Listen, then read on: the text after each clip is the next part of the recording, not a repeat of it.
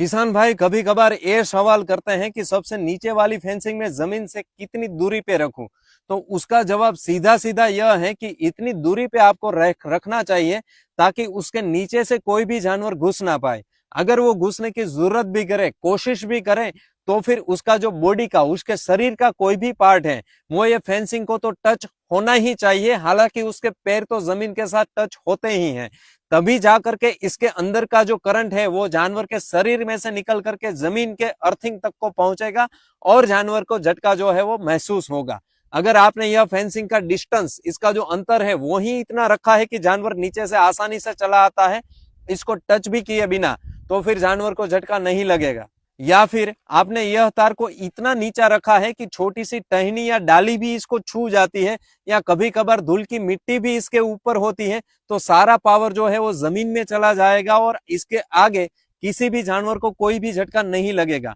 तो यह डिस्टेंस आपको इतना रखना है कि जमीन को भी ये टच ना करे, इसका पावर सारा लीकेज भी ना हो, और कोई भी जानवर इसके नीचे से आने की कोशिश भी करे तो भी उसको दोनों को छूना पड़े, यह पावर को और जमीन को भी। और दूसरा कि कई बार किसान भाई यह पूछते हैं कि मुझे फेंसिंग की हाइट कितनी रखनी चाहिए, कितनी ऊंचाई की फेंसिंग होनी चाहिए। मुझे तो रोज या नीलगाय का जो त्रास है वो ज्यादा है, तो उसका जवाब यह है कि आपको इसकी ऊंचाई इतनी रखनी चाहिए कि आसानी से नील या रोजगाय इसको कूद के खेत के अंदर घुसने भी ना पाए, और जब भी वो इसके नीचे से आने की कोशिश करे या फिर इसको कूदने की कोशिश करे तो वो भी कहीं ना कहीं ये तार के साथ में टच में आए, संपर्क में आए। और हालांकि तब वो मोमेंट पर वो जमीन के साथ तो टच में होते ही हैं, तभी जाकर के ये फेंसिंग यानी कि झटका मशीन का प्लस यानी कि लाल टर्मिनल, और जमीन यानी कि अर्थिंग और झटका मशीन का काला टर्मिनल, वो दोनों जानवर के शरीर के जरिए, रोज या भूंड के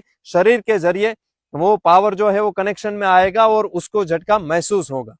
तो हमारा एग्रीहंस कंपनी का सारे किसान भाइयों के लिए यही सुझाव है कि जब भी वो झटका मशीन का यूज करते हैं तो अपनी फेंसिंग में वो इतना ध्यान रखे कि इसका जो प्लस टर्मिनल है या फिर फेंसिंग जो है वो जमीन के संपर्क में ना आए, वरना सारा जो करंट है वो जमीन में चला जाएगा, इसके आगे किसी भी जानवर को कोई भी झटका महसूस नहीं होगा। और दूसरी चीज कि यह फेंसिंग में सबसे नीचे का जो तार है वो भी जमीन के साथ एकदम से टच में भी नहीं होना चाहिए, और वो इतना ऊंचा भी नहीं होना चाहिए कि कोई भी जानवर इसके नीचे से आसानी से खेत में घुस जाए, और इतनी नीचे भी नहीं होनी चाहिए कि कोई जानवर इसको आसानी से कूद करके खेत में चला आए। तभी जाके एग्री अंश झटका मशीन का आपको एकदम बेहतरीन और सबसे बढ़िया रिजल्ट मिलेगा।